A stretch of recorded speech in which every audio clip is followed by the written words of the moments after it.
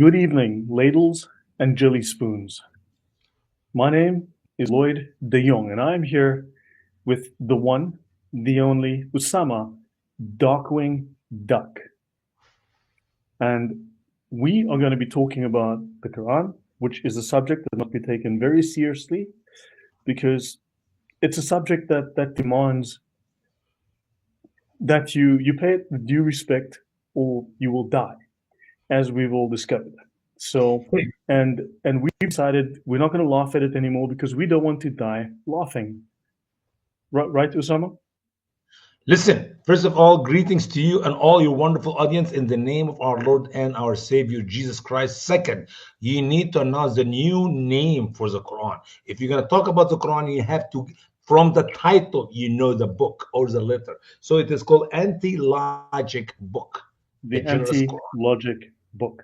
Yeah. Today we're going to discuss the Anti-Logic Book. And so today, Usama, no jokes, just the facts. No. From now on, it is the Anti-Logic Book, and we're going to go in it to prove it. If I could not prove to your audience today that it is the most anti-logic book, then just take me out. Exchange me for somebody else. You got Adam Seeker, you got Lynn Durham, there are much better people than me. Well, that reminds me, let me invite Adam Seeker. So yeah, you know what? He's available. So welcome everyone. Good to see you all. And today we're going to be in a different mode. It's going to be serious. There will be no laughing. There will be no smiling. Nope. Today it's serious. Nope. This is the Quran. The Quran is a very serious book. It has a very serious story to tell. And yeah. So this is what we do. You know what? The anti-logic Quran, actually from page 1, I'm not kidding you, from page 1, which is Al-Fatiha, Quran chapter 1, which actually is not the first chapter in the Quran, because the first chapter in the Quran is also anti-logic material, where Allah asked Muhammad to read, not once, not twice, but 3 times. Even though Allah and Muhammad they both know that Muhammad cannot read. But in the chapter 1 of the Quran, where Allah says, the praise be to Allah, the Lord of the world. You see how logic that is? I'm sorry, how anti-logic. Allah is saying, guide us to the straight way. Allah is saying, I mean, literally, every one of these 6 verses of Quran chapter 1 Allah is saying, please guide us to the straight way. So Allah is asking for guidance to the straight way. Yeah, Allah is saying that, word for word. It came out of his lips. Allah is on the crooked way. Yes, and he's asking Allah to guide him to the straight way. And to get theologically now, let's get to get deep theologically. Allah is telling Allah that it is not the way of the Jewish believers because the wrath of Allah is on them, and it's not the Christian way because they are lost. You see how logical it is? I mean, anti-logical it is. It is like no Judaism, no Christianity, but Islam. But it rhymes, as Eve says, it rhymes, so that's okay. Poetry. When you hear the Quran in the Arabic language, it melts you, it makes you cry. But if you know what it says in English, it makes you laugh. I mean, I've been reading it with you for a while, and I want to cry. Let me tell you that I really every day I want to cry. I'm like, please don't make me cry. I'm holding back the tears, man. I'm like, maybe if you cry sometime, you're gonna feel the truth of Islam, and you can convert Islam. You no longer be an infidel. Look, you're saying Allah is asking for guidance. Well, let me tell you, Allah, I'm here for you, man. I'm here for you. So hopefully he's listening, and we're going to help give him some guidance as we go through this. Right, Usama? Are you ready for this? Allah is asking for someone to guide him. I was born ready. You know, when I was born, my mama said, "Hey, you came out ready, young man." Yes, ma'am. So let's move on to our study to listen to this wonderful verse of Quran chapter 14 about Abraham praying. Let us learn how not to pray. I mean, how to pray like Abraham. Go ahead. No, I mean, we need to take a different tone because Muslims are saying we're not taking this book seriously enough. We're not giving it the reverence it needs, and this is what we want to do. We are serious scholars. You know, so 1437, our Lord, surely I have caused some of my offspring to dwell in a valley which has no plants near to your forbidden house, which I find really interesting because in the Islamic tradition, when Hagar got there was nothing there and there was no house. And there were no plants and no house, but He says, near to your forbidden house wasn't there because she ran from Safa to Marwa. She sat under a tree. There was nothing and no one. So that's anti-logic. But wait a minute. How can she sit under a tree when there is no plants, sir? Because That is when one you of the take the word plant and you take the word tree and you put them next to each other, you plant a tree and then you can sit under the tree that you planted. Oh, so I understand. So she sat on the tree which did not exist. Okay, I get it. It's That is, anti-logic. No, it's anti-logic, and we I are. get it. So let's think about it. Abraham's supposed to be a prophet. Abraham's supposed to be a man with some wisdom or some logic and some common sense.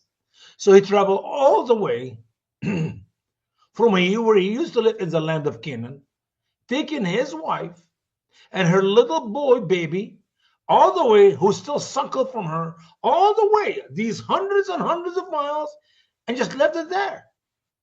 And then he's leaving, going back to his wonderful tent in the land of Canaan.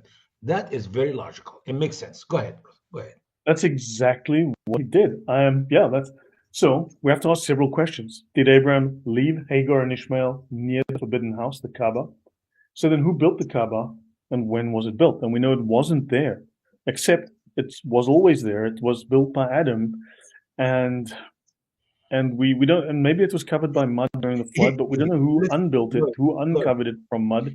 Even if it was Adam who built it, don't you think that big, huge flood of Noah, which just happened after Adam? See, Noah come between Abraham and Adam.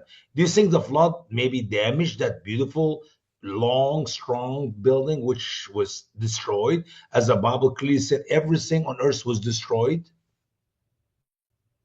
You know, the Quran doesn't talk about it, so it's not important to some. You worry about details facts that are not important. And Sometimes, to worry about facts is logical, and we are doing anti-logic today. all right, I apologize. That was a mistake. I made a mistake. Please. So Please. Abraham and Ishmael built the forbidden house according to the Quran and the Hadith. However, baby Ishmael and Hagar were left alone near the forbidden house. Exactly. So yeah. So it continues, our Lord, so that they may perform the prayer. So make the hearts of the people therefore to yearn toward them and provide them from the fruit. Ibn Kathir says that Hagar breastfed a son until the food and water were gone. She searched for water 7 times as she traveled through the valley until she met the angel who showed her the water. The angel told her she should not fear. How did Ibn Kathir know it was 7 times? Could it be 5 times, 6, 8, 9? Where do you come up with the number 7? There's no logic for that.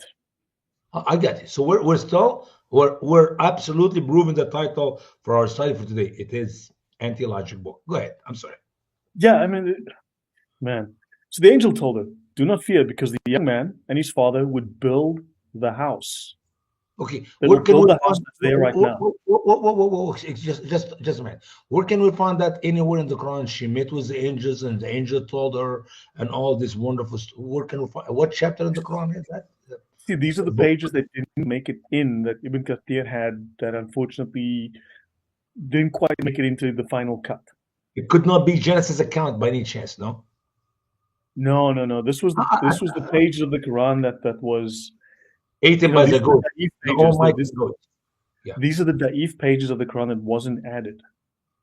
Well, is this the same pages eaten by the almighty goat or different? Did you say almighty God or almighty goat?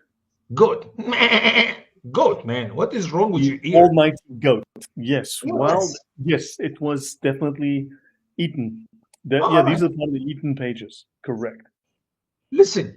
I'm willing to learn. Keep going, brother. I'm willing to learn. Go ahead. So people visited the land and asked the mother of Ishmael if she would let them visit her. Where do these people come from? They're tourists. Oh, the tourists who travel from somewhere around the world to that empty piece of land, which there's no plants and there's no forbidden house there. Well, because when they were there, they built a little satellite tower. They were broadcasting the 5 daily prayers was being broadcasted from there to people, and everyone's like, "Hey, this is cool. We need to go visit that place." Word gets around fast. Well, I understand. That's true. That's true. And she told them, "You guys are welcome, but you have no right to the water." But I mean, after all, she is the one who discovers the water. It is her right. It's mineral right, man. We still even have these laws in America today. When you go to some land and you found mineral, or you found gold, or you found, it is your right. You keep. Makes And sense. then people were confused because they said, "Look, how do we mix? What do we mix with our nest camel?" They need water for that. Yep. Yeah, they need And water. yep. So that would have been a bit of a problem. And she said, "Yeah, no right to the water." And the young man Ishmael learned the Arabic language from them. So From he who? learned it from his wife, he learned it from his wife's family, and he learned it from the foreigners who visited him and Hagar at the Kaaba. I thought was wasn't Ishmael the first man who spoke the Arabic language? He did, which he learned from his wife, and he learned it from his wife's family. So his wife and his wife's family, they did not know it. So they could not teach him because he was the first. Do you understand what first means, Lloyd? Today's anti-logic day. Today's opposite day, Usama. Man, why didn't you put Today, that title on hey, the we're top of being the very screen? serious about this. Brother, I need to, let me write it down here so I can always remember to look at so I don't have to ask you any more questions. Opposite day. Opposite day. Anti-logical study of the Quran. I got it written. We're good. We're good. I'm not going to ask you any So more questions. he has two titles to his name. One, the founder of the Arabic nation, the first Yeah. man to speak Arabic, and the creator of Nest Camel. Yep. Makes sense. Yep, Yeah. yep. So that's why she wanted the water. She was making a profit from making Nest Camel. Must be. Must be true. So if Ishmael is the father of the Arab nation, why did he have to learn Arabic from others, Usama? Can you explain that? Because he was the first man who spoke the Arabic language. And if you want a detail, So he classic. learned it from people who traveled from outside to come to him, and he learned Arabic from them. People who visited his mother, and she wouldn't give them water. Just because he was humble. When you're humble, you say stuff like that. It's not a lie. It's always good to be humble, to lift other people, to encourage other people, you know? Go ahead. Right, so Ibn Kathir wrote that when Ishmael grew up, he married one of the women of the people who taught him the Arabic language. I'm not sure who these people are, but yeah. Okay, that's doesn't say much. That's Ibn Kathir. Okay, let's go back there. So Abraham came to visit and check on him, but did not find Ishmael. So he asked his wife about him, and she said he went out to find sustenance. Which occasion was this? Abraham went there regularly. Abraham asked about her life. She complained it was hard. So he said to her that when her husband came back, give him Abraham's peace and greetings and tell him to change the threshold of the door. So Ishmael came back and he said, has anyone come to you? Ooh, he somehow sensed it. And she said, yes, an Maybe, old whoa, man. whoa, whoa. Do you think maybe Ishmael was doubting that his wife cheat on him with somebody else? No, no, no, no. Why a man ask his wife, No. did anybody came here today? It's Um, just this is just my imagination. Well, it was an honest question. Hey, that would be did your logical. mama That would be came to visit logical. with your cousin? Yeah, maybe he's asking somebody about the family. That I would be was wrong. logical. So if it's logical, the answer is no. And she Yeah. said, yes, an old man. And she told him what had happened. Did he give you any advice? Yes, he commanded me to give you his greeting, and he said for you to change the threshold of the door. I guess she couldn't remember the name of the old man, you know? Well, he never told her his name. That's Ibn Kathir. You notice that now. When you tell me a story like that, that means Ibn Kathir was there. He saw it. He's giving to you the mood that if you were watching a movie or a play on TV and you can feel the truth and the knowledge. But my question still is, how did Ibn Kathir know that? Is it anywhere in the Quran? Maybe the Book of Second Opinion. Any chapters of the Quran? Do we read about that anywhere in the Quran? Of the Daif Quran that didn't make it. So he says, it's my father, and he commands me to leave How you. did he know it was his father? Whoa, whoa, whoa, whoa, whoa! It's my father. Is there was only one man on earth who's an old man who went to check on him? I mean, let's ask a few questions. I know His I'm not father, supposed to ask. his father wore um, isimiyaki, and when he smelled the isimiyaki, he knew because that was Abraham's favorite fragrance. That's how you can tell. Okay, well, never mind. I was going to ask you 10 questions, but I'm not going to ask you. Or maybe it was a fragrance called Camelot. You That know, must be something. Yeah. because you know that you had this Muslim guy, King Ahmad or something. He had the Knights of the Round Table, and he lived in Camelot. Hmm. You know, so which is basically based on the legend of the Lot of Camels, Hmm. and so it's yeah. So that was my father. He tells me to leave you, so go to your family. So he divorced her and married another one from among them. My story was almost as good as that. Wait a minute. Oh, what the man said, change the threshold of the door. That mean to get rid of his wife? Yes. In the Abrahamic faith, men walk all over the threshold, walk over their wives, and get rid of them whenever they feel like. It's not supposed to make sense. We're dealing with anti-logic here. Okay. This so Ibn So Kathir.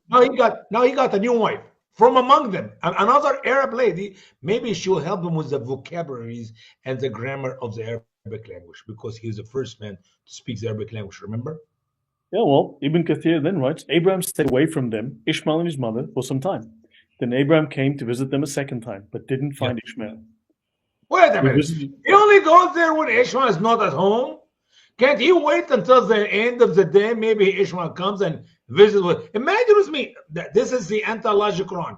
The man did not see his son since he was a breastfeeding baby. Now he's a grown-up man. He got the first wife. He traveled all the way from the land of Canaan all the way to Mecca, and he could not wait for him to come. He just left, went back all the way to the land of Canaan, and then he did it all. You're talking about weeks of traveling. Can't he wait for a few hours so he can meet nope, with his son? nope. Sadly, no. Hang on. Let's have a look at how far he had to travel. Let's have a look at that again. So this is the distance here. Let me just close that. This is the distance. We're looking at 1,200 kilometers in a straight line. And he will make that in how long? If he let's figure out what 40 If kilometer you a walk day. 4 kilometers an hour, I mean, let's work this out. If you Okay, walk at, okay, I across want to know rough how sand long like it takes this, him to ride on a camel. Okay, go ahead. across rough sand, you'll walk at maybe 3.5 kilometers an hour. Let's be generous and say 4 kilometers an hour. Camels they used to 1,200 be stronger. kilometers. Listen. Camels these That's days used to be 300 stronger. hours. That's Yeah. 300 Say, hours well, divided by 14 hours a 24, day. 12 and a half 10. days. Non-stop. That's 12 and a half hours non-stop. No, 12 no, and a no. half He days had to non-stop. rest his But, camel, man. but if you are only traveling 8 hours a day, right? If you are traveling only 8 hours a day, let's make it 10 hours a day, Yeah. then you're looking at 30 days of So he travel. traveled for a whole month from the land of Canaan to the holy site of Mecca near the forbidden mosque, which was not built yet. And then he will not wait until his son come back from hunting his deer or whatever. I mean, the wife by herself at home. They have no children. Yep. So pretty much, yeah. So Philip took 42 days to do 1,500 kilometers, 32 kilometers a day. Exactly. You're looking at 30 plus days of travel time. I mean, that's a lot of travel time. And that's at a consistent pace.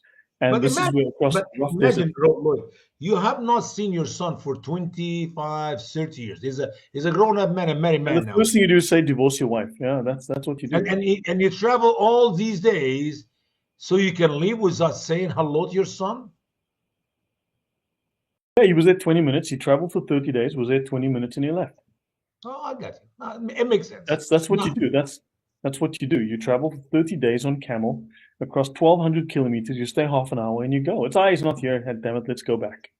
I understand. That makes sense. I mean, it makes sense with the anti-logic Quran. It makes sense. I got you. Keep So going. that's anti-logic. This is anti-logic, and we. So Abraham comes a second time, and he sees the new wife, and he asked about Ishmael. He went to find sustenance. Oh man, they must have a problem finding sustenance there. It means he went for getting a deer or a mountain goat or something to eat, some rabbits. Remember, it is a desert. There is no plants. There is no houses except the forbidden house, which will be built later. Sand bunnies. He went to go find sand bunnies or something. Yeah. Yeah. So we are doing great, and we are blessed. Praise be to Allah, she said. So he Oh, said, she was. Wait. Was she a Muslim? Obviously, everybody was Muslim. Everyone is born Muslim. Yeah. But the first woman was not a Muslim. She did not say a praise be to Allah. She said, life is sucks and I'm tired and I'm thirsty Yeah, and no food and I need to quit. That's why he asked him to get rid of her. But yeah. this one, So, this one is a good Muslim. Go ahead. yeah, and he says, "What is your drink?" And she said, "Water." And he said, "Oh Allah, bless them for the meat and water." And the Prophet Muhammad said, "At this time they do not have seeds. So if they had seeds, Abraham would have asked a blessing on the seeds." Wow. You know what? That is internal evidence of the intelligence of the Prophet Muhammad, peace be upon him. He did not say bless their seeds because there is no seeds yet. And it's still until today, no seeds there yet, you know? It's a And there desert, was no man. farming at that time. Huh? There was no farming at that time. Yeah. But they're eating substance, meat and water. I understand. So there was no farming at that time. Farms had not been invented yet. Why do you think? Why do you think if there's no seeds and there's no grass, where do you think the rabbit will eat? I mean, will they be rabbits that are eating sand, maybe, or goat eat sand, maybe? Or what do you eat? No seeds, no I can plants. see why they need to say Allah knows best because none of this makes any sense. None of this is logical. All right, So, man. I agree. I concur. I and they concur. said that when he comes, when your husband comes, give him my greetings and ask him to tighten the threshold. He didn't stay again. He left again. He didn't even. Can you wait? Why we can read? She said, please wait. My husband will be back sometime tonight. Early in the morning, we can have some good breakfast. I mean, you travel all the way from wherever you come, and you most likely are hungry. We're gonna have some good deer meat or good rabbit in the morning for good breakfast, and then you leave. At least you can see my husband. No, he just decided after all. It was only 32 days traveling, man. That was nothing. I can leave immediately. Okay, go ahead, Yeah. man. So he says, "Has anyone come to you? Did you ask her this every day?" And she said, "Yes, an old man with a beautiful appearance." Then she told him what had happened. So Ishmael said, "Did he give you any advice?" And he says, "Yes. He gives you his greetings and he commands you to tighten the threshold of your door." And he said, "That was my father, and he commands me to hold on to you." So, Well, so now this is the wife, which is Prophet Ishmael, peace be upon him, was married, and he produced from her 12 sons, as we read in the Quran chapter verses. Yes, go ahead. I mean, this is crazy though, the morality. He says like just casually, I mean, divorcing your wife, just casually throwing her away and getting a new one. It's really just so It's casual. the sunnah of Allah. It's the sunnah of Muhammad before it came to be. You see, this is a foreshadow of Sharia, Islamic law concerning marriage and divorce. I studied that in college in Egypt. No kidding. I, So interesting. It's not in the Bible, right? But that's crazy. But see. I wish we'll be blessed today, if you don't mind. I'd like to read what the Bible said about Ishmael and his wife. We read it last week, but we can read it again. Just one yeah, verse, man. One verse. yeah. I mean, let me give it to you by we don't have to go to the Bible.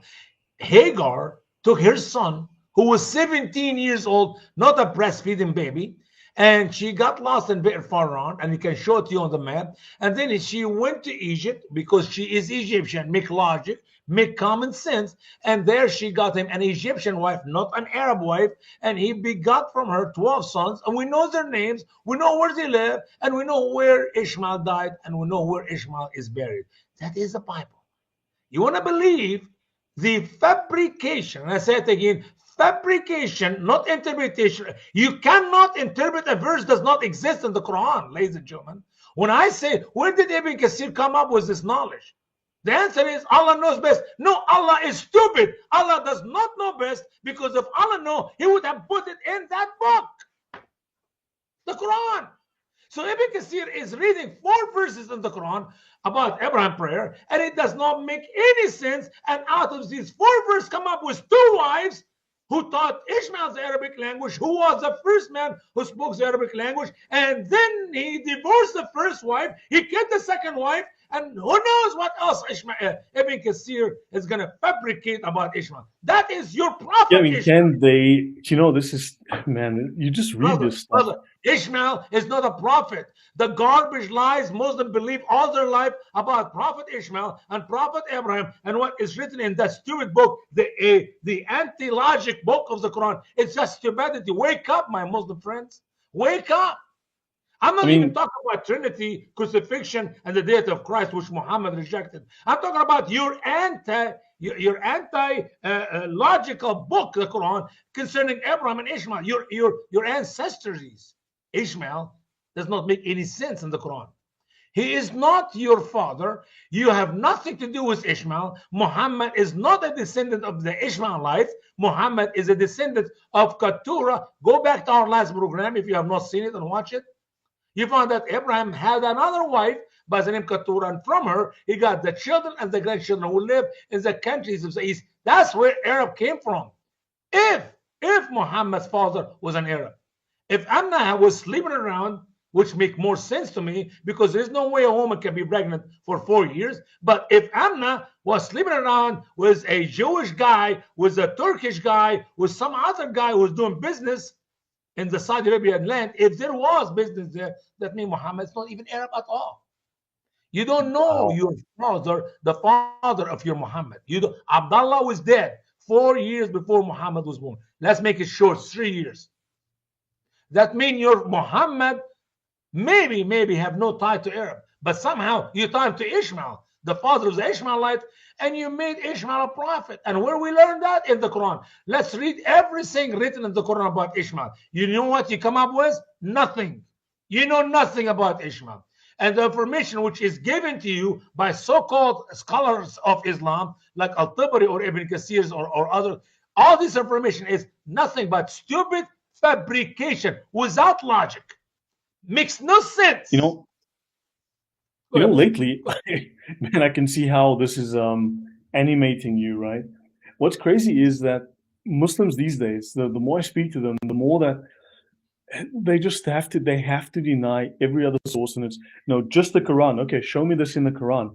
No, the Quran is just for Muslims. And it's just like just one excuse after the next.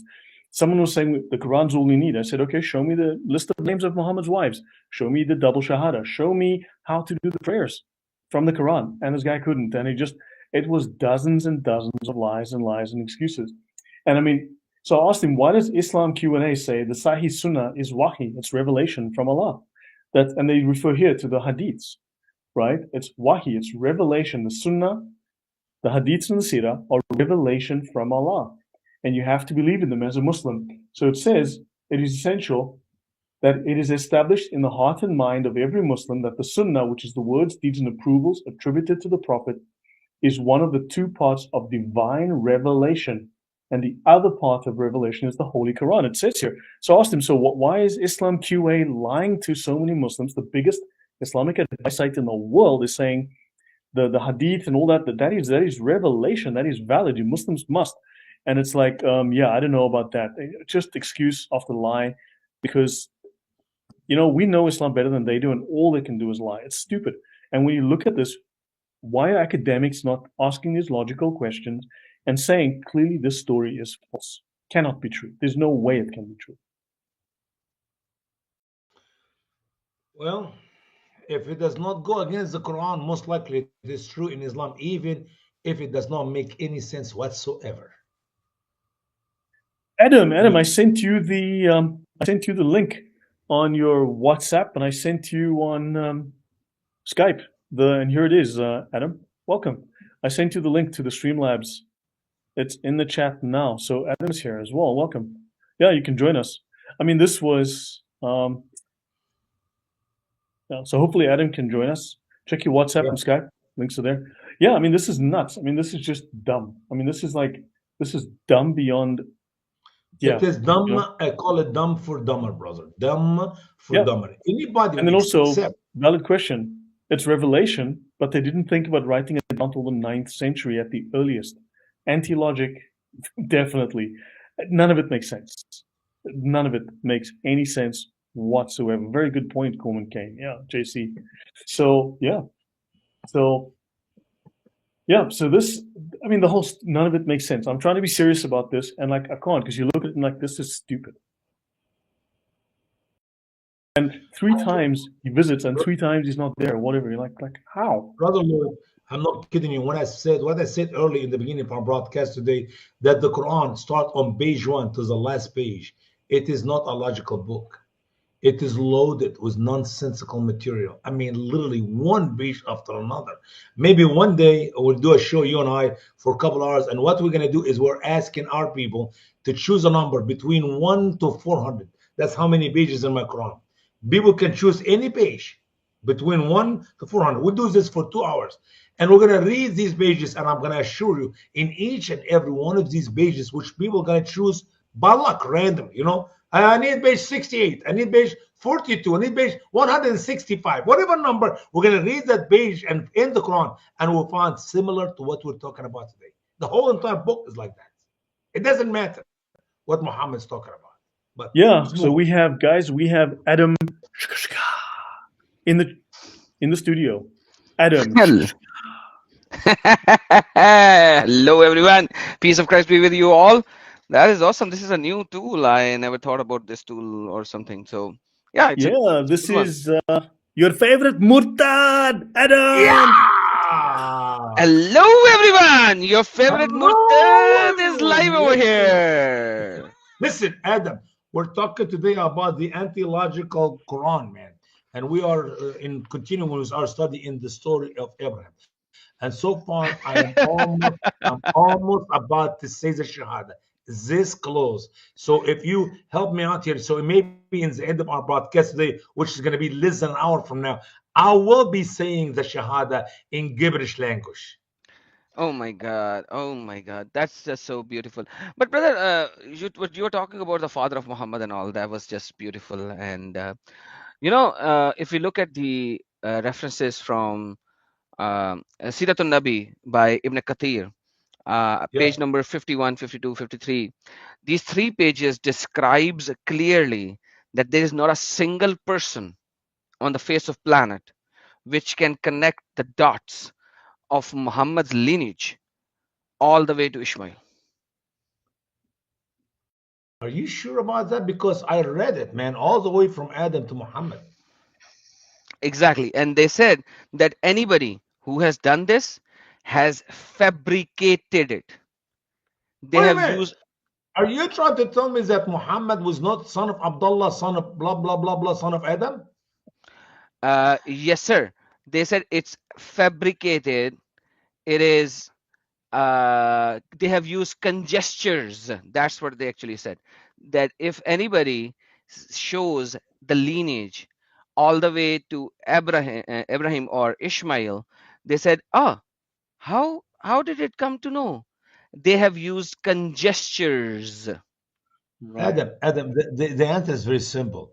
If you can tell me who was Muhammad's father, we can continue to find the rest of the lineage. But the problem,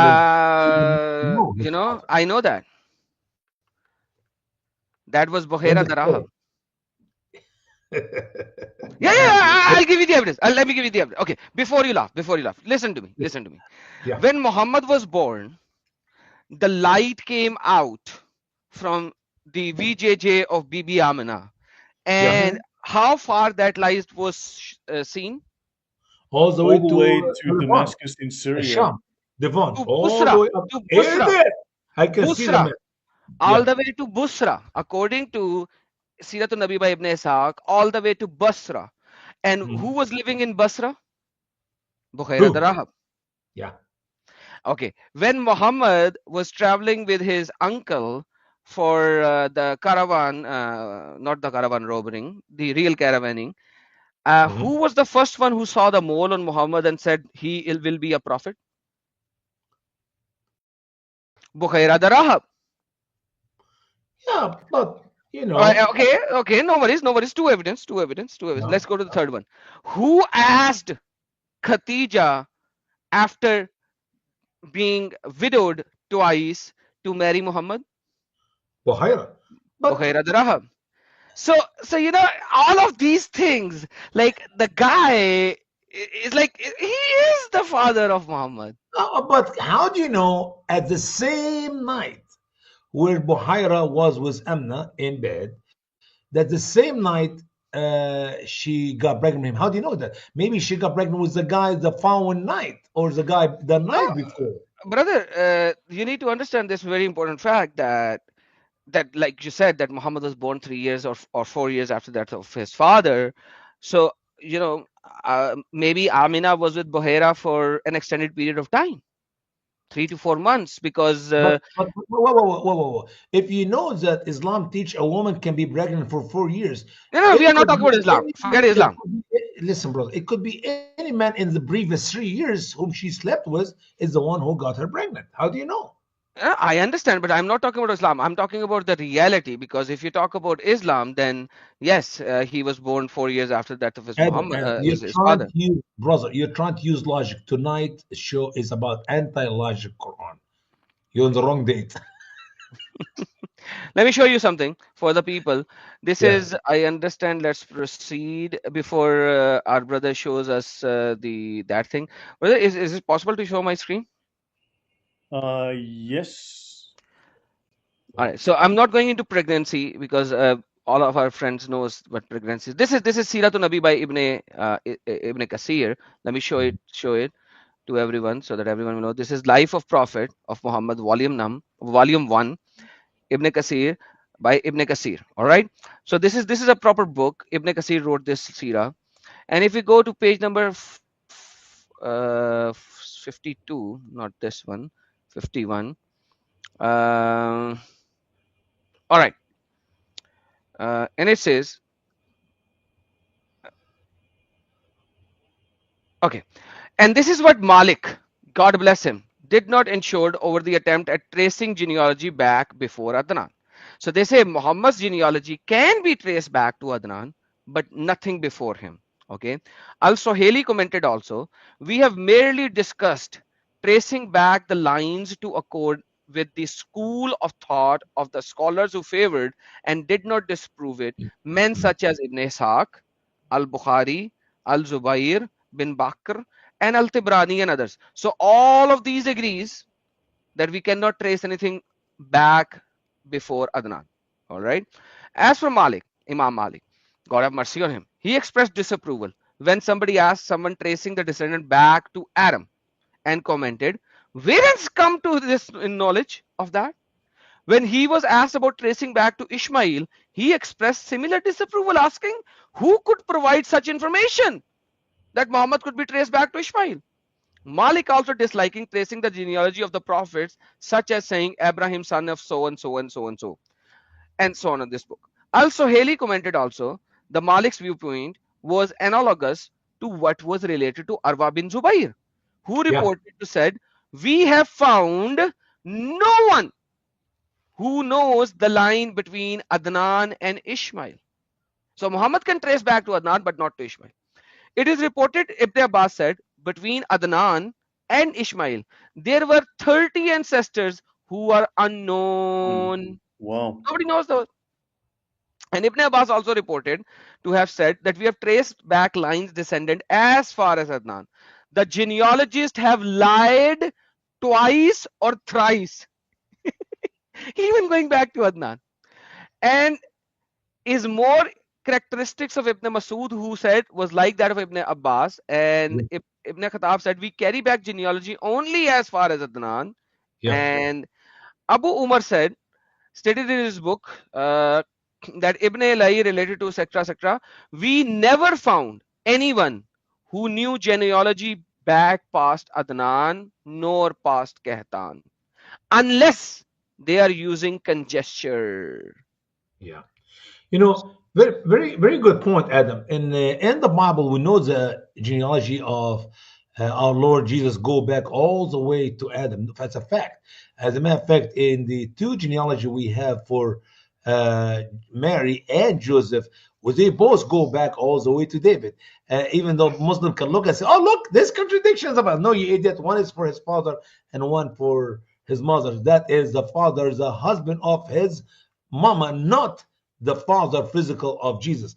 And I believe the reason we have this genealogy, not because Moses was a smart man and he talked to all these people and figured out the names. No, because there is an agent, it's called the Holy Spirit. As we know that the Bible is inspired by the Holy Spirit, which is the Spirit of God. And God knows everything. That's why God put us exactly these names all the way from Adam to Jesus. In Islam, as we know, Muslims love to copy everything out of the Jews and the Christians. That's why they fabricate and made up these names, try to tie Muhammad to Ishmael, when in reality was, once again, Ishmaelites have nothing to do with Arab. And once again, we do not know the name, the real father of Muhammad. End of story. Anyway, go ahead.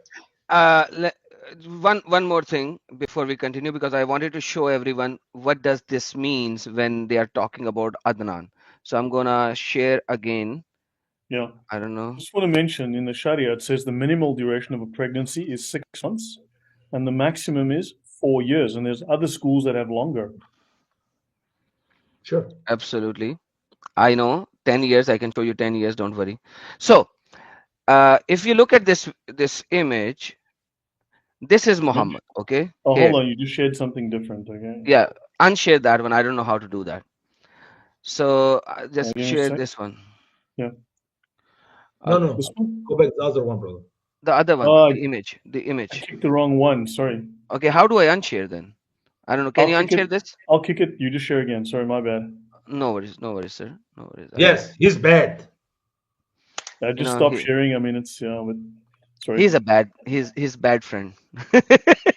Sorry, Lloyd. And he's very You want me serious. to share stuff for you? You know. Yeah, I do. So thank you so very much. So this is Muhammad. Let me just show it here. This is Muhammad. Okay, over here. Now, what they are saying is, or claiming is, that we can go all the way back here, here, here, and here. This is Adnan. So this is Adnan. What they are claiming, that what I wrote, is you can trace the lineage all the way back to Adnan, and even going back to Adnan, the genealogists have lied twice Oh, it's right. or thrice. So even going back to Adnan, the genealogists have lied twice or thrice. So 1, 2, 3, 4, 5, 6, 7, 8, 9, 10, 11, 12, 13, 14, 15, 16, 17, 18, 19, 20. So in these 20 people, the genealogist has lied at least twice or thrice. Now, anything beyond this, these 40 more people, okay, they said this is all conjecture. This is all conjecture. And they said, who would even know that? Who would even know this? Yeah, Adam. Let me add a little bit piece of information here. Even in the first 20 names you got, we know there was some type of marriage where a lady sleep with 10 men, and then she choose which one can be the father of her child. You know what I'm talking Yeah, about, Adam? Nikahul Istabra and Nikahul God bless you. Now, so any of these names could be one chosen, which in reality is not his DNA. It's not his semen who got the next lady pregnant. All of it. So Wow. twice or thrice could be 20th, or who knows. And we're supposed to believe this. Muslims can't prove a thing. But they've gotten really good at making arguments and deflecting and dancing and tap dancing. And yet we are supposed to believe this is the truth. This is logical. There's no logic here. Logic destroys this. The genealogist had lied twice or thrice. In the first 20 names, 19 names. Thank you so very much. That's the reality of it, brother. Yeah, these are very un-Islamic colors, Adam. You need to use the black of jihad, you need to use the green of Saudi, and you need to use the pink of Palestine or something. I think that's the influence of Islam on Adam's mind. We need to do some brainwashing, change the colors, man. I need my Please. brain washed. Let me tell you something. I'm taking it out. I'm scrubbing it after this episode because this stuff, what the damage it's doing. I don't know why invite you on the channel and then you do this to me every week or so. It's been Yeah. 16 weeks of this. You know that the torture, the punishment, the pain. That's the reality of it, brother. I don't know how these Muslims come up and say that no, no, no, Muhammad was the son of Ishmael and the son of etc. and son of nobody in the world can prove that But here according is to the Yeah. Islamic truth, sources. Adam. If you say the Shahada and you really mean it deep in your heart, the presence of Allah in you will help you to know these things, which is you'll not accept it unless you're a Muslim. Since you're a murtad, the chance for you to come up to the truth, it is slim. There's You know, no chance. me and Ibn al-Warak, who I had on now recently, twice recently, we were talking to a Muslim on Twitter, and he was saying the Quran is only all you need. You don't need anything else, nothing else. And he couldn't answer a single question. Literally, did not answer a single question. And we said, so show us in the Quran. And he said, no, no, the Quran's only for Muslims. I'm like, so you want us to be Muslims, before you'll tell us what the Quran says. And he says, yes, you have to become a Muslim, then I can share the Quran with you. Exactly, see? Because if he tell you up front, it will make no sense to you. But if you become a Muslim, then it will make all the sense you need.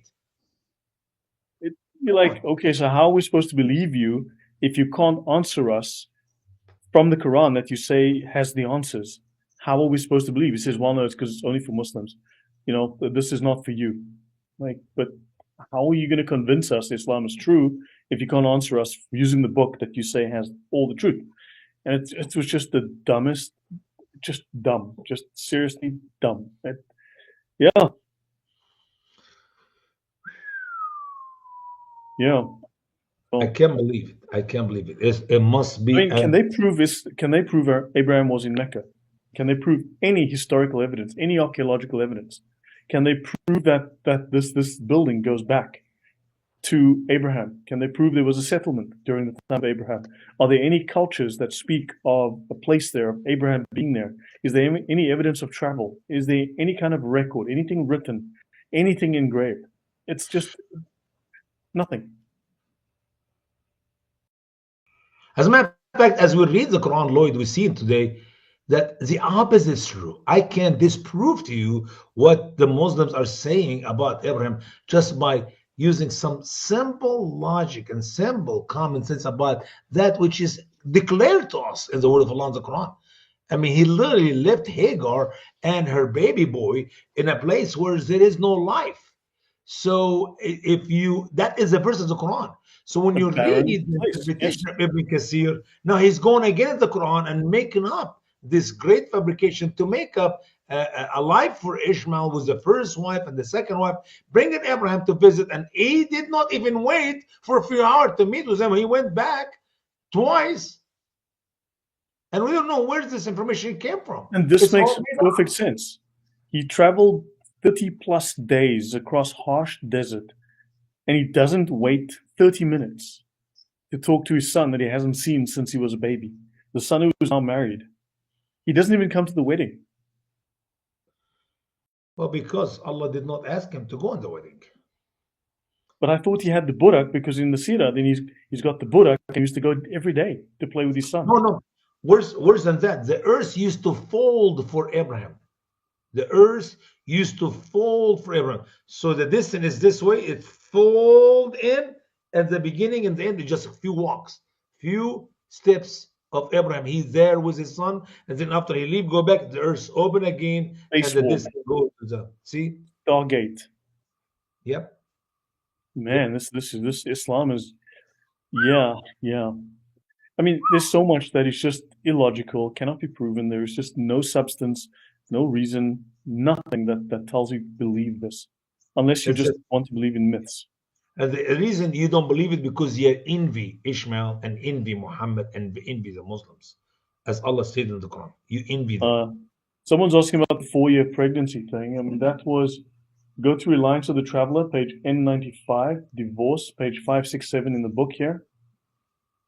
Hold on, shush. Someone's asking me about that here. Reliance of the Traveler. Check the description. 567, it's page 586 in the PDF, 567 in the book, ruling N95, and it says, well, the maximum is 4 years. This is in the Hanafi school. Other schools have much longer. So, But yep. the 4 years of pregnancy, it's what the logic for the Egyptian. We in Egypt follows that rule. It is scientific. Science. MashaAllah. Yep. So that's how that works. So now, how is it that there are 3 times that Abraham visited his son Ishmael in Mecca. He hadn't seen him since he was a baby, and he buggers off after 20 minutes of conversation with his wife. And who else saw him? Just the wife? Anyone else noticed did he come alone? Was he alone in his own camel? I mean, what? You know? Yeah. And then Yeah. he and Ishmael built the Kaaba right after that. So now, when did Abraham, as Muslims claim, offer Ishmael as a sacrifice in Jerusalem? When did Ishmael go to Jerusalem? Yep, that's the internal evidence that was not Ishmael, but it must be Isaac. Must be. No options. I mean, we don't have another option. It is Isaac 100%. Yeah, I mean, this is just dumb. Yeah. So again, I mean, the answers are in the Bible, as you were saying, Usama. None of this is in the Quran. The Quran provides information that cannot be corroborated. So therefore, it's clearly getting some of this information from the Bible, but it's still fabricating information. Sure. Here's some good So questions. who was Ishmael's mother? Who introduced Abraham to Ishmael's mother? How many brothers and sisters did Ishmael have? How old was Abraham when he had his son Ishmael? When was Ishmael born? How old was Ishmael when he left the house of Abraham, and under what circumstances? What country did he go to after he left his father's household? Did he ever marry? And if so, to whom? If he had children, what were their names? Was he involved in the burial of his father, Abraham, and when did Ishmael die? So these are questions that have no answers in the Quran, I assume. 100%. I challenge a Muslim to give me an answer for one of these questions. Actually, I can give you more questions, but this is just a sample. Okay, these are examples of question I would love to debate a Muslim at their convenience. Just answer one right using your Quran, and I'll be very happy to see the Shahada in the end of the debate. Just one question. I mean, they're not deep theological questions like you have to study for. It's just questions you can read a page of the Bible and you get the answer. Just a couple pages of the Bible, literally answer all these questions and even more. Yeah, so I just went to an AI and I just randomly told it, give me more questions, like you said, and here's 15 more questions. Well, you can ask. Yeah, you can ask lots of questions. Yeah. I mean, so that's a bunch more questions. What role just how long did Ishmael live? Were there any promises or blessings? Yeah. Yep. So I mean, none of this is in the Quran. So we could ask a bunch of questions that have We no can way ask questions. Who buried Abraham? Did Ishmael attend the funeral service of his father Abraham? And where did he bury, if he was, where did he bury his father Abraham? I'm not kidding. I can ask a whole page of questions about Ishmael, and I challenge any Muslim to answer one. Not two, not three, just one. Pick up one question, answer it right, using your Holy Quran, and I'll say the Shahada on the spot, and we'll move on with the new Muslim Imam, Usama Dakdok. Yeah, Anyway. so the simple answer, as you say, is we do not know the answers to any of these questions. Allah knows best. But the story of Ishmael is written in the Bible in Genesis 16 through 25, and we can find the answers to these questions and many more. So clearly, these guys are, I don't know where they're getting their story, but then maybe they should have read the Bible. But if Ibn Kathir will use the information of the Bible, it will make more sense. But if he uses the information of the Bible to answer this question, that means he'll make the Quran look stupid. So I do not know what to tell you, because if you're going to quote 16 to 25 of Genesis to answer this question, not only are you going to make sense about Ishmael, his relationship with who is a mother and who is the father and what happened in his life. But then people will read that which is in the Quran and mock the Quran and leave Islam. So what should you do? Should you continue to make more anti-logical material to help the Muslims to stay Muslims, or should you teach them the truth about Ishmael and get them out of Islam? And that is the whole purpose of this show. We're not here just to be funny or to be ridiculous and make fun of the Quran. We're here to tell you the truth. This guy here, this twit here, Lloyd can't defeat Islam. He can't spell defeat and he can't spell my name. This desperate little child, right? Can you answer these questions about Abraham? Can you give us the answer? Lloyd, and then he says, that Lloyd followed the white man religion. Well, this was the Middle Eastern religion. So this comes from people who are not from Europe and therefore not white men. And two, when you look at the Ethiopian eunuch mentioned, I believe in Matthew, right? He was Ethiopian. He is a black man. And of course, early, we go on to Islamic theologians, Lloyd, early Christian theologians were from Alexandria, Egypt. They were not white folks. Yep. They were my color. And he says Christianity is racist. This person is. And he is the one to talk about color. How can you talk about color and except you are a racist? Islam is the most racist ideology ever exists. I mean, Muhammad called black slave. And slavery came because of a made-up story by Muhammad about one of Noah's kids has sex with his wife on Noah's Ark. And that's how Allah cursed him and makes the baby black. This is so stupid. Anyway, that makes me excited about life. Yeah, all right, let's get a little bit more of Abraham, man. I need to get Abraham out so we can move to the next story. That would be awesome. Hopefully, sometime in the near future. Actually, hold on. I just had a quick look. I just thought I'd just use a quick, just an AI search. Christianity originates in the Middle East, not Europe, with Jesus and early followers being Jewish. It spread across North Africa and Asia. In fact, it spread heavily across North Africa. It was the black man's religion before Islam came and conquered and colonized that region. And then, of course, and this was before it became prominent in Western societies. So, it has non-Western roots. And Brother, of course, there's more non-white adherents than white ones. Crazy. The white Europeans are the first one after the Jewish to persecute the Christians and kill Christians. The Roman did not become a Christian until 400 years later, when Constantine accepted Christianity or allowed Christians to be practiced without being beheaded and killed. So I don't know, how can you call Christianity the religion of the white folks when the white folks were killing the Christians? And isn't Muhammad the whitest man to ever walk the earth? His arms were white, his toes were white, his teeth were white. And if somebody called Muhammad black, kill him. No kidding, kill him. It's a great insult. Yeah, actually, you're right. If someone calls Muhammad a black man, I should find that. Okay, yeah, let me close this and move on. I mean, but the problem is that this piece of used toilet paper who comes regularly on the channel refuses to come up and have that discussion or answer any questions. All he has is insults. Yeah, I wish you just give him the questions again. Maybe he can answer one. He never has answered a question. He has never engaged. He just comes here to spew insults. That's all he does. He just spews insults. So, who introduced Abraham to Ishmael's mother? Right? Of course, hold on. Let's go here. Ishmael's mother was Hagar. And the Quran never mentions her name or tells her story. So according to the Bible, Genesis 16, she was an Egyptian slave who lived in Abraham's household for 10 years after Abraham returned from his trip to Egypt. And who introduced Abraham to his mother? To Ishmael's mother? The answer can be found in Genesis 16, 1-4. Sarah chose Hagar to be Abraham's wife. But Sarah desired to have children through Hagar.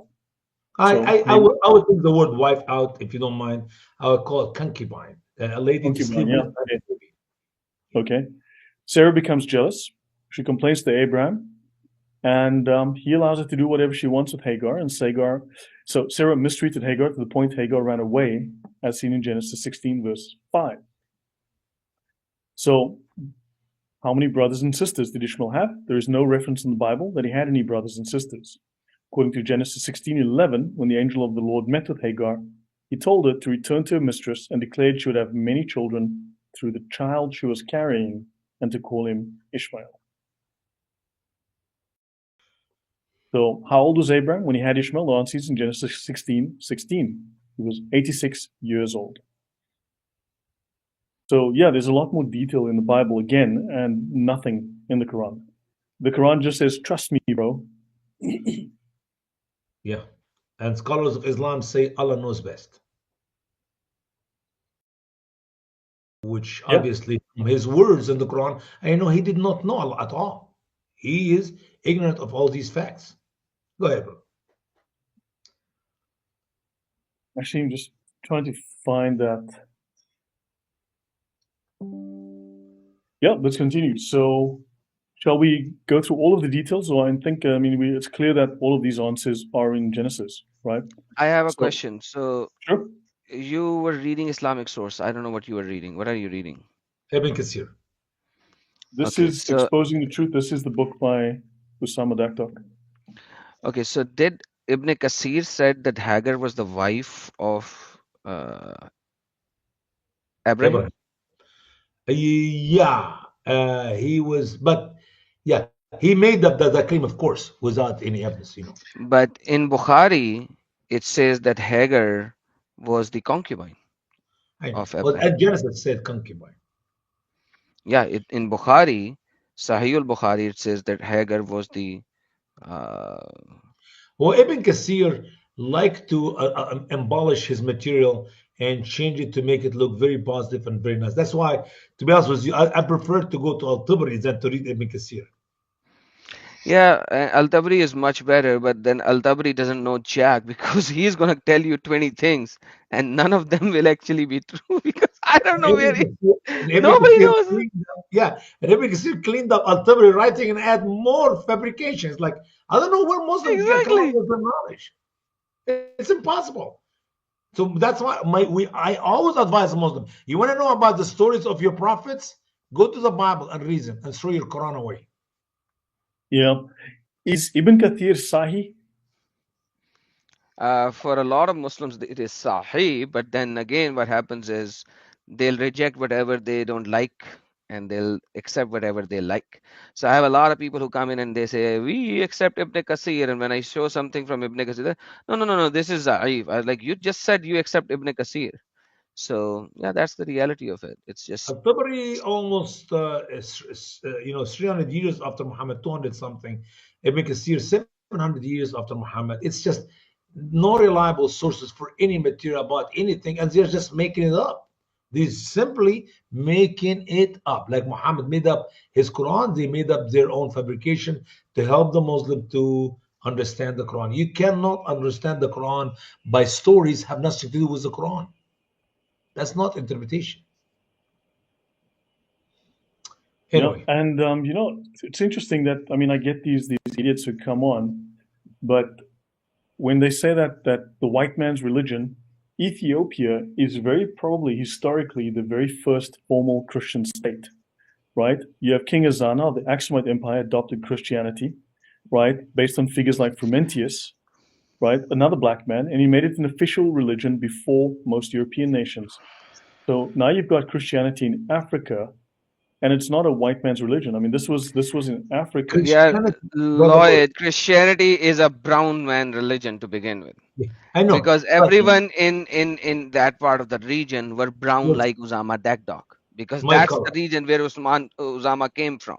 Like Yeah. literally, this is the region from Right. where Usama comes from, and this is a brownsman religion. If you want to put a color on a religion, But Yeah. theologically, Adam, we don't believe Christianity. Christ did not came for our skin yeah, or he did not. But like, I'm for our you flesh. need to understand what I'm saying. Like, Yeah. if you wanna put a color, Oh, that's yeah. You brown. have to go brownish, not black, not white. Exactly. So That's where it started. But if you want to put color in it, also you go from brownish to black because the Ethiopian who traveled all the way to Jerusalem, who met with Phillips, who got baptized, and then the Lord took Phillips a book of Acts, that guy was 100% dark black. He was not brown. He was black like my eyes black. No, Thank you so very much. my eyes is very black. Like my Yeah, phone black. No, no, my phone is still black. yeah. I mean, real And of black. Yeah, and someone mentioned earlier, Allah has chosen the Arabs above others. So these are not suitable matches, a non-Arab man for an Arab woman, because Allah has chosen Arabs above others. Yeah, So yeah, what can we say? A little bit racist, a little bit racist. Why are Muslims so obsessed with skin color? I One has thank to God wonder. because I thank God because God, the God of the Bible, chose the people. He loved the people. For God so loved people. That's everybody. He loves the Yeah. world, all people of every color. Yellow, red, hmm black, and white makes no difference. And you have to wonder though, yeah, also Muhammad is so white, then isn't Islam a white man's religion? tells this tells this to the black who believe the opposite. It's just stupid talk. It's empty talk, really. Yeah. Yeah. So let me see. Where shall we continue? Ishmael Anyway, was 16 years old, for Abraham had his son Isaac when he was 100 years old. His mother Sarah weaned Isaac when he was about 2. So Abraham was 102 years old. When you subtract the age of Abraham when he had Ishmael at age 86, when Isaac was weaned, 102, we get 16, right?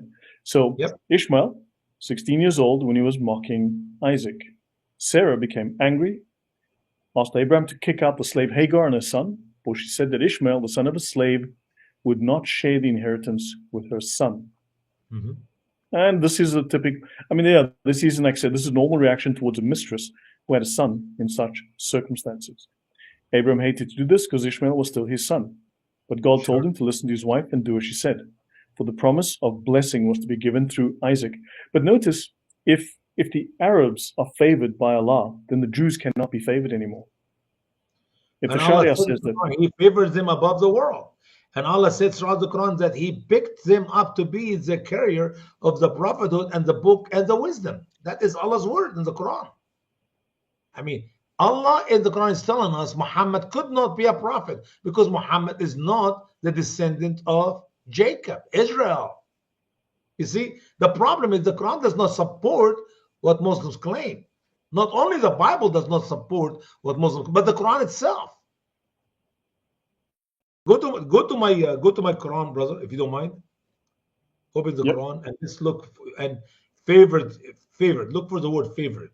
Search for the word favorite, favorite. American Favorite. spelling, I guess, right? Yeah, that's okay. Favorite. Not this one. There's only one favorite. Are you serious? Favored. No, Favored, yeah.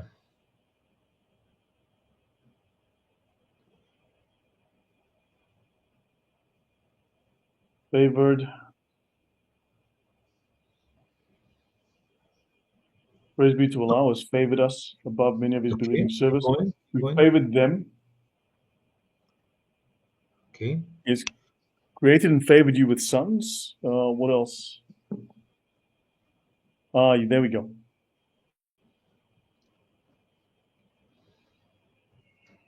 There you Look at this go. one. Yeah. That's chapter what? Your guess is as good as mine. So 45. 45:16. That's the right one. Okay. There's another one, by the way. Go to the bold statement above it. Do you see what's the bold statement above it? Jews, the children of Israel, are privileged above all people.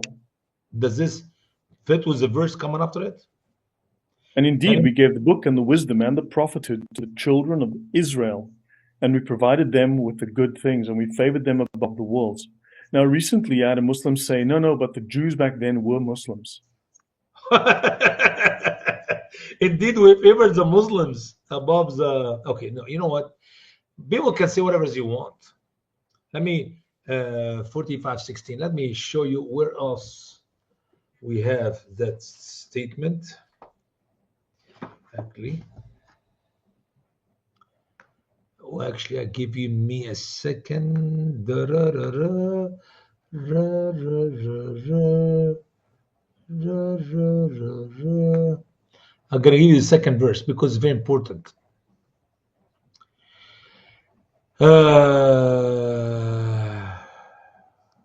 فضلناهم. Yes, indeed. فضلناهم. That's the right word. I just want to make sure how did I wrote it. فضلناهم. Here we go. فضل.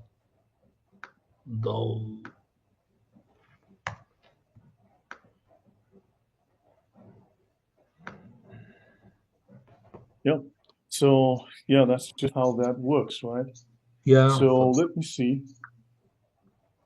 While you look for that, yeah. Any Yeah. questions from the audience? Any questions from the audience? And how does this seem to you? Does this seem logical, rational, or do we find irrationality on every page? Do we find immorality on every page?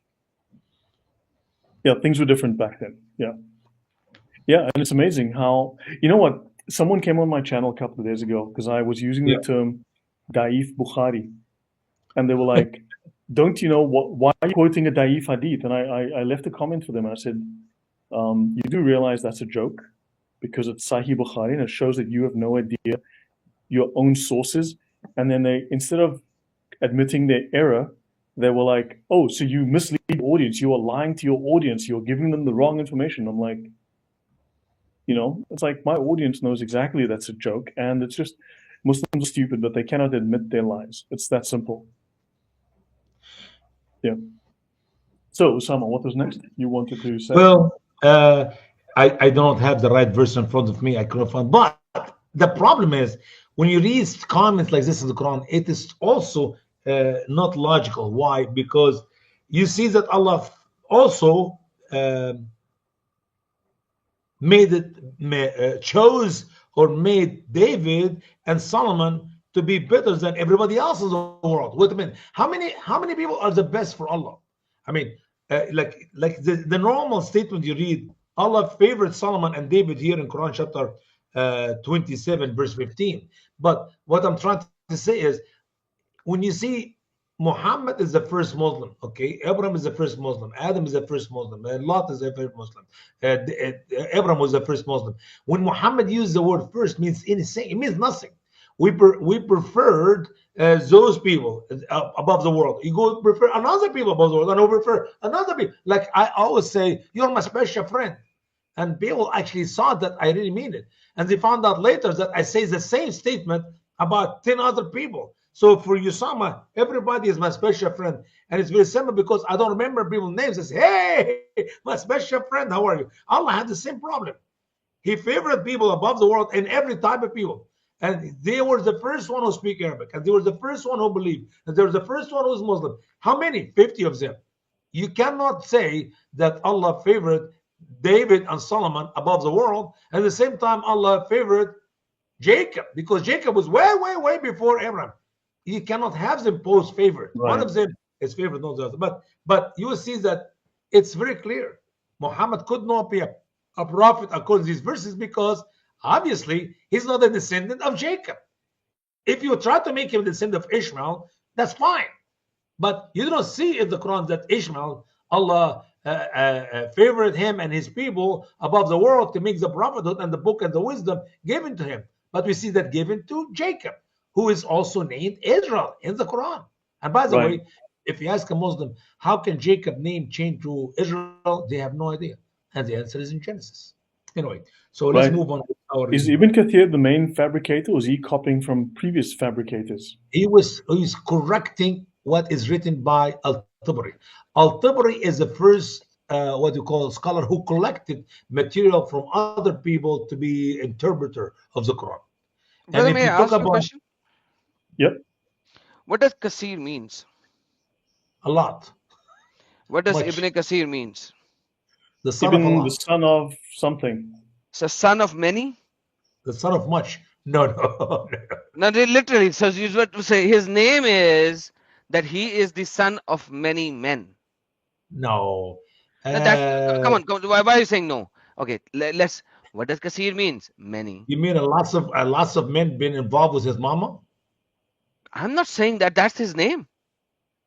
He's Call me whatever you want to call me, but isn't that his name? Adam, he's the son of a lot. Brother, Maybe come on. you Like, kill him, I Adam. sound funny, yes, but isn't that what it says? Yeah, yeah. But what is his real name? If you go to any of the books, is the full name of Ibn Kathir. What's the full name of Ibn Kasir? Ibn I'll Kasir. give you. No, no. Here's his real name. His full name is Abu al-Fida al-Hafiz Ibn Kathir. Ibn Kathir is like way, way deep It's down here. once again.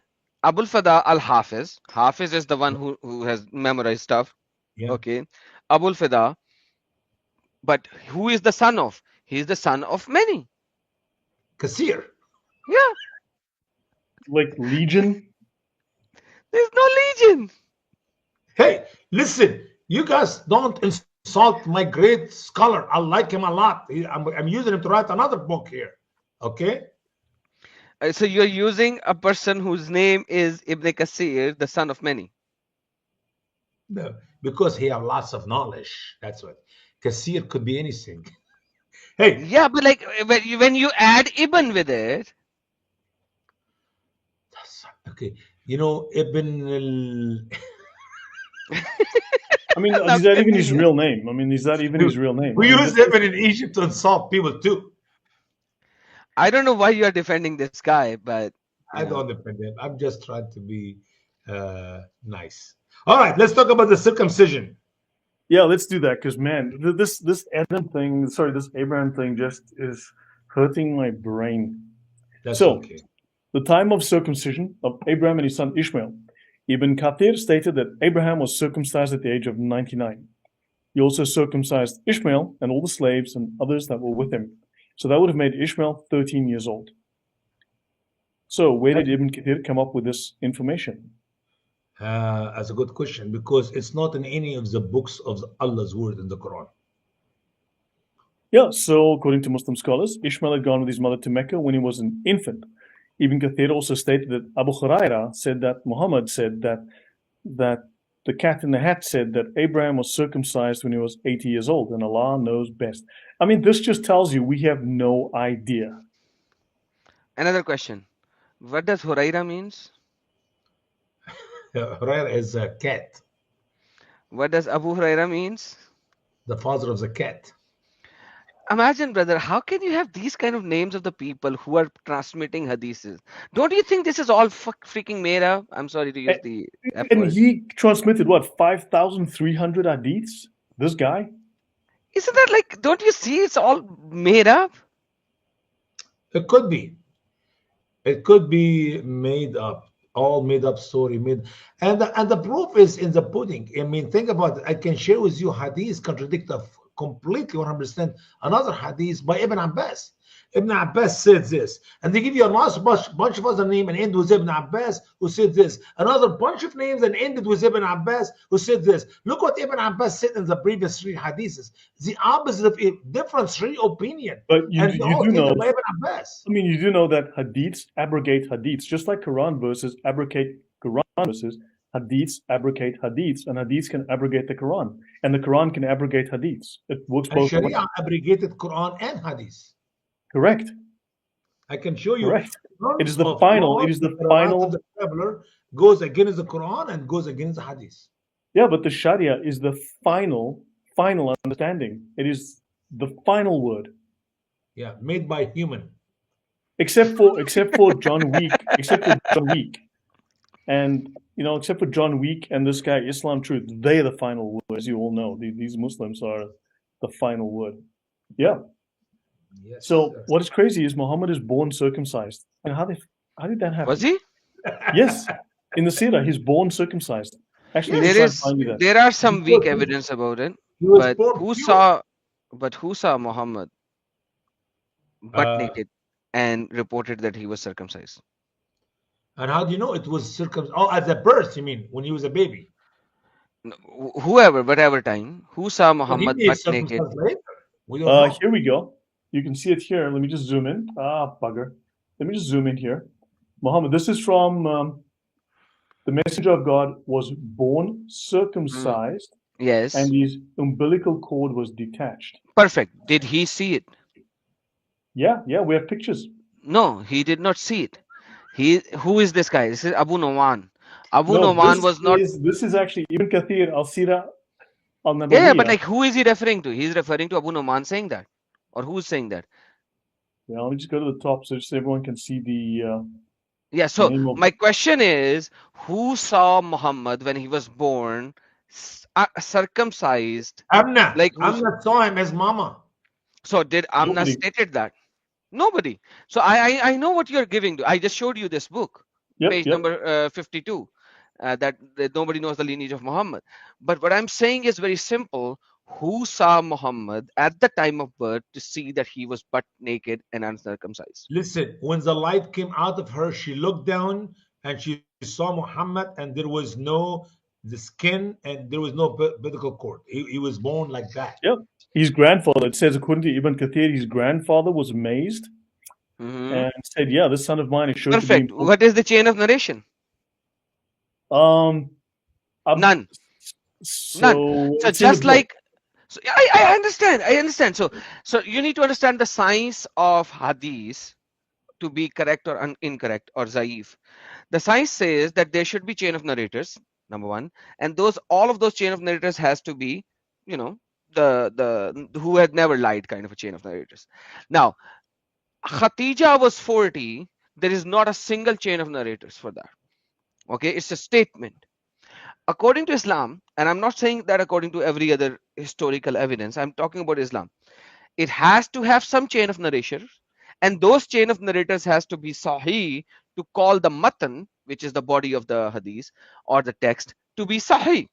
Now, can you give me one single chain of narrators which are the same as of Bukhari or Muslim to claim that statement to be sahih or accurate, that Muhammad was circumcised when he was born? And worse than that, can you find me any channel or narration, whatever the word you're saying here, about any verses in the Quran? Just one verse. No, no, I can give you one. I can give you a few. I can give this to a Trust few. me, it is Jibreel and Muhammad, no between. No Yeah, between. I know the Jibreel, chain of Muhammad, narrative. and then we lost it for a few hundred years, and here it is in our hand today. I can give you the chain of narration for the verse of the Quran which talks about, and Allah is saying, for you men, and for Allah daughters. Allah, the Luza and Malat, all for me. This is Bukhari with the correct chain of narrations where Allah is crying, why did you associate only the woman with me and not the son? So silly So of you. not only Muhammad does not like women, Allah does not like women either. Man, oh man.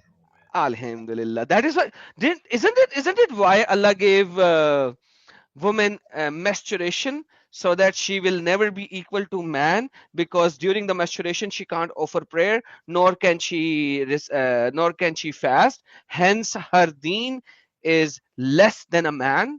So Allah intentionally did that so that Allah doesn't like women. Oh yeah, I'm yeah. sorry, Lloyd, we are going in tangents and tangents a lot, and I am so sorry, but can you give me a chain of narration that Muhammad was circumcised? There is none. There is Nothing. none. I actually asked this question to a mufti in India I was talking to, and I was like, "Can you guys agree to the chain of narrators?" And you guys agree that the chain of narrators has to be present to something to be called sahih or authentic. Otherwise, it's mahdud or Yeah. daif jaddan. Daif jad. Usama, you can translate, but daif Very jaddan is weak. like Very weak. It's no way to accept. No way. no way to accept. Daif jaddan.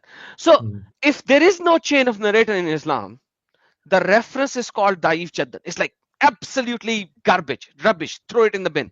And that's the one they choose to show us and prove to us that Muhammad was born pure.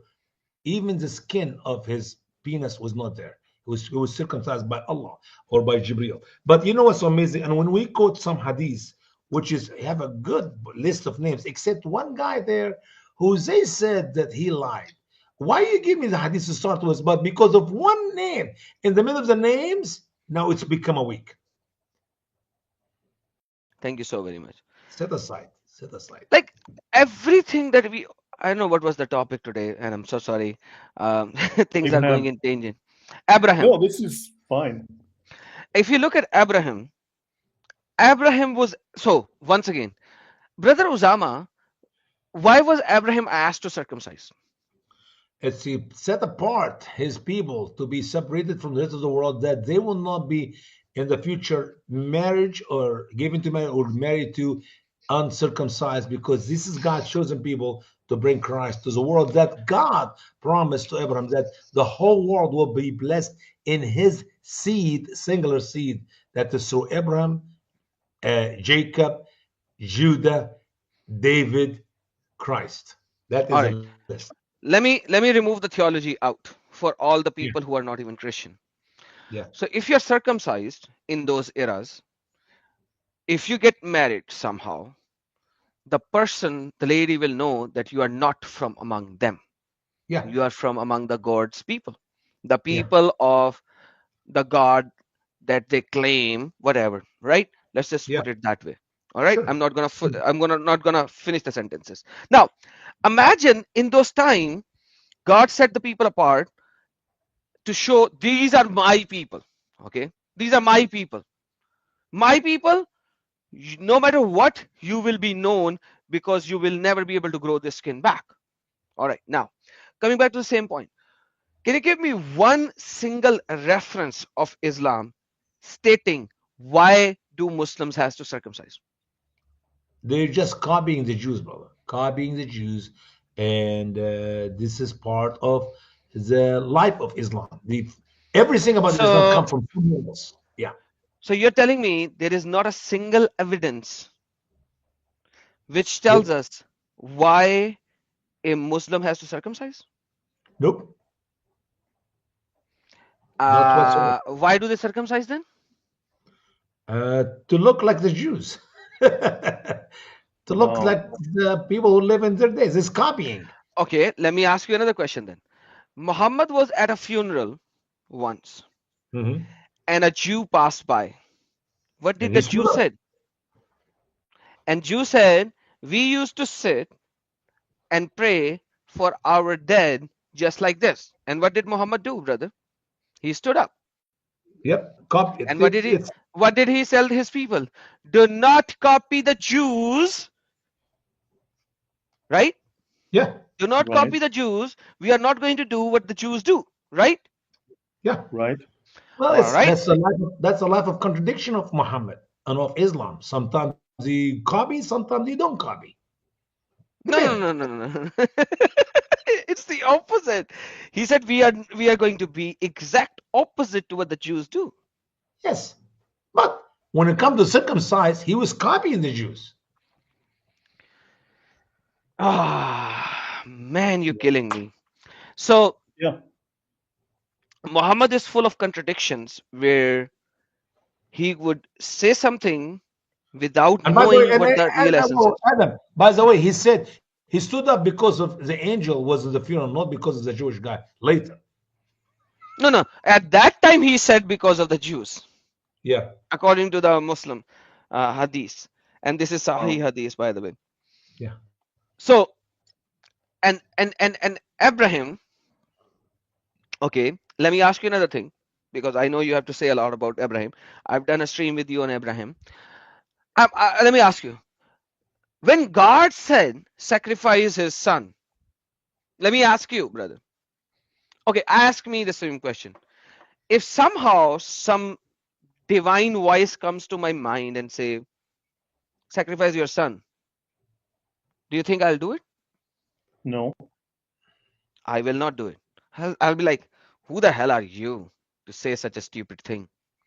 Like, that's paganism. That is what the people were doing already. They were sacrificing their sons.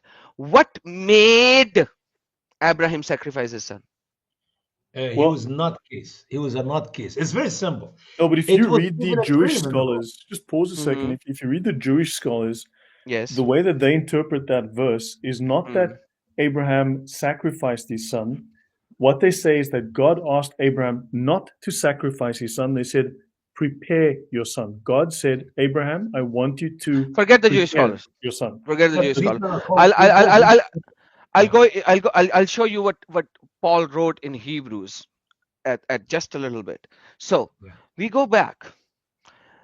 There are something that is happening in the life of Abraham, which was nothing but impossible. For example, let's go back all the way Genesis 14, 15, 15, 16, when he was too old to bear a child. Yet his wife said, "Go have sex with Hagar and have a child." Yet God said to him, "No, no, no, no. I'm gonna give you a son from Sarah." And Sarah laughed. That's why the name Isaac. So there were certain things in his life that were happening Miracles. Miracles. which were unconceivable for any human beings to happen, that at the age of 80 or 90 he 90 will to be 7. able to have son, while he could not have it because his wife was barren or he was barren or something of that part. So in Hebrews, Paul writes, Abraham knew by the promise of God that his son will not be sacrificed. And that is why when we read in Yeah. Genesis, it Hmm. says, he said to his servants, "Stay here, we We will will go go, up but we come and back. we will come back." Now, Amen. Amen. there is a stark contrast over here. Abraham knew by faith that God has promised him that I will use Isaac to establish my covenant. Number one. Number two, you will have sons from Isaac who will carry on my covenant. So he knew by the faith that his son will not be killed. Yeah. Hmm. And even if he is killed, God will raise him alive just like he Amen. gave him this son. That is how Amen. Paul writes it down. Now, and then comes, this is the foreshadow of Christ. Obviously, we all know that. That's the foreshadow of Christ. Now, coming back to the same point, after that, God asked the people to sacrifice the animal, the blood sacrifice, right? The atonement of sins. Why do Muslims still sacrifice? Copying. But there is no atonement of sin through the sacrifice over here. But they said we're gonna sacrifice animals to feed. See, they're copying some action, but not for the right reason, for the wrong reason, to feed the poor and the needy. No, they are not feeding the poor and the needy. At the same time, you know that Muslims do not need to give the meat to any needy. They can just eat it according to the Sahih Hadiths. Yeah, yeah. But All if there's right. poor in the community, they're So gonna sit and eat with them. Yeah, they can, they yeah. can give it, but they don't have to give it. So why the sacrifice in Islam? Um, ask Muslims. All right. So another thing that they copied. Now, if the foreshadow of the Christ is not present there, is there any reason for God to ask Abraham to sacrifice his son? It was a great test to show his faith. That is the only biblical reason. Yes, sir. No, there is no biblical reason. This is not the biblical reason. Biblical reason is to present because Christ said everything that has happened in the past by the prophets to the prophets is the foreshadow that is for me to come It will be and do it fulfilled in completed. Christ. It will be Yes. yes. Right. So so But it's the not a Bible. test. Yeah, It's not a yeah. Go test. ahead. It's basically not a test. It is the foreshadow to Yeah, come, and God was showing, listen, guys, when I'm going to send my son, you will know. Why? Because I've already shown it to you through different means. And Matthew Right. chapter number 5, verse number 10 to 17, it says, Christ said, I am here to fulfill each and every dot and tittle of each and every prophet, and nothing will be removed until each and everything is fulfilled. yeah, Matthew chapter number 5, verse number 11 to 17. So, yeah. what's the reason for Muslims to do that when there is no Well, atonement of sin, when Christ was never crucified, and when there is no fulfillment? yeah. So, what's the reason? It makes little sense. In Islam, there is no reason. But let me read this couple of verses for you, Adam, Yes, for sir. everybody as well. In Genesis 22, verse 1, and it came to pass after these things that God did tempt Abraham or test Abraham and said unto him, Abraham, and he said, Behold, here I am. In verse 2, and he said, Take your son, the only son Isaac, Your only whom son. you love, and to give her. So it was a test, and it's a picture of what Christ will be do as God only Son, whom the Father loved to put on the cross for our sins. It Can is you please read? double. Can you please I'm read sorry. Hebrews? Can you please read Hebrews 11, chapter number 11, Yeah, 17 to 19? yeah. I read it for you. I'm Hebrews familiar with it. 11, 17 to 19. Now that's how the New Testament explains this. Sure, absolutely, absolutely. I concur. Here is Hebrew 11, chapter 11. verse 17 to 19. Give me a second. It's going to open up on my computer. And it says, by faith, here is a test of his faith. When he was tried, uh, offered up Isaac, and he that had received the promises after, of course, offered up his only begotten son, of whom it was said that Isaac shall thy seed be called. And obviously, we know the rest of the story. God is able to raise him from the dead. He knows. It's in verse You know, 19, accounting you know the that beautiful God part? was able to raise him up even from the dead, from once Mhm. also he received him in a figure. Yes, indeed. All right. So Lloyd is here. Lloyd, can you Yeah. go to Hebrews interlinear for 11:17? Hebrews 11, verse 17, interlinear. You need to Where go to is Bible there? Hub. The Ghost Bible Interlinear. Hub. Yes, Bible Hub. I'm on Bible Hub. Hebrews 11:17, interlinear. Let me show it to you. Bible It's Hub. Bible Hub. You are not on Bible Hub. 11:17, interlinear. I am now. And where's the interlinear? Hold on. I'll show it to you because I understand. I have to Yeah. share that. Yeah, I need There to you go. call it There you shortly. go. We'll Call in. call it a night shortly. Put it in. There you go. Okay, there we go. Only begotten son. You know what it says in Greek? You can read it over here. Monogeny. You know how many Only. times John used monogenes or monogenes for Christ? Plenty of times. Only mono. Hmm. Monogenes. All right. Mhm. Monogenes 8 times 8 times, yeah. in In the Gospel book of of John, John and one time total in the First letter of John, John. if I'm not mistaken. Yeah. So Paul uses the same term here for Isaac. This is how beautiful the Bible is written. It's just crazy when you look into these things and you just like, what is Islam? It's just full of left, It is, right, and it is a center. book of, listen, Brother Lloyd came up with that name. It's called Anti-Logic Book. Anti-Logic Book. I like the title. I'm going to change my name Yeah. of the Quran here from the Generous Quran to the Generous Anti-Logic Quran. Yeah, that's what it is. So guys, yeah, I need to call it a night soon. Tomorrow I've got a very long Call early it day. tonight. We're just warming up Really? to the We just man. What is started, wrong with brother. you? Come on, you can't do that. You know, I mean, Adam, I know you love doing 6 hour streams, but hey, you tell him how know, you do it. Lloyd do 8 hours, but he does it in 4 times or 5 times. Tell him. look for instance, as you guys know, I work 24 hours, but not in a row. You know, He does it 1 hour, 1.5 hour at the time. Mashallah, mashallah. exactly. So I You know, stream 10 hours, but not in a row. You know what I'm we saying? gotta we gotta do Ramadan. So this is what you're doing with Usama. I'm sorry to barge in and moved a lot. I hope Yeah. people will get something out of it. Well, we Just can wanted to always do share. Thursday or something. That's always a possibility. But I got, I got an early start tomorrow. So I mean, but this has been very interesting to discuss. That we can do this again. I mean, definitely we can do this again. But this is, I mean, this is irrational, and this, I mean, the Bible makes sense. This Quran just makes it is.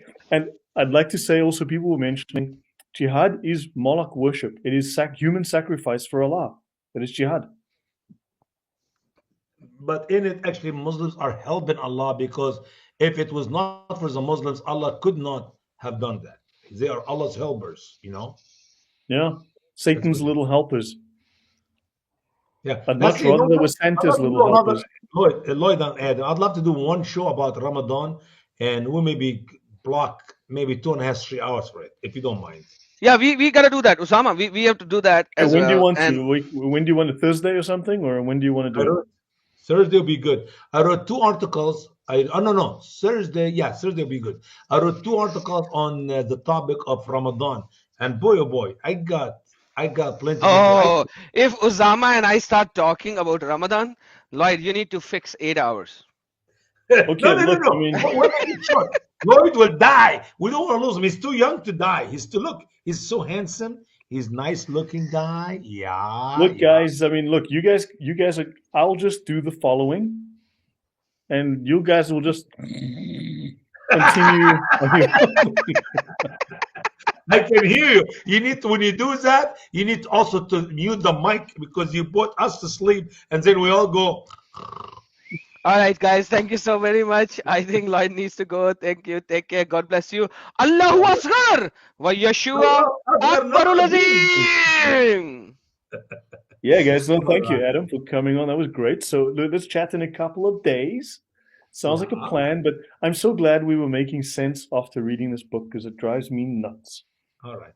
Well, let's mark where we stopped at the circumcision, if you don't I mind. did. And did you, what color? Purple again. Woo! Green. Purple. It has to be green, brother. Islamic color.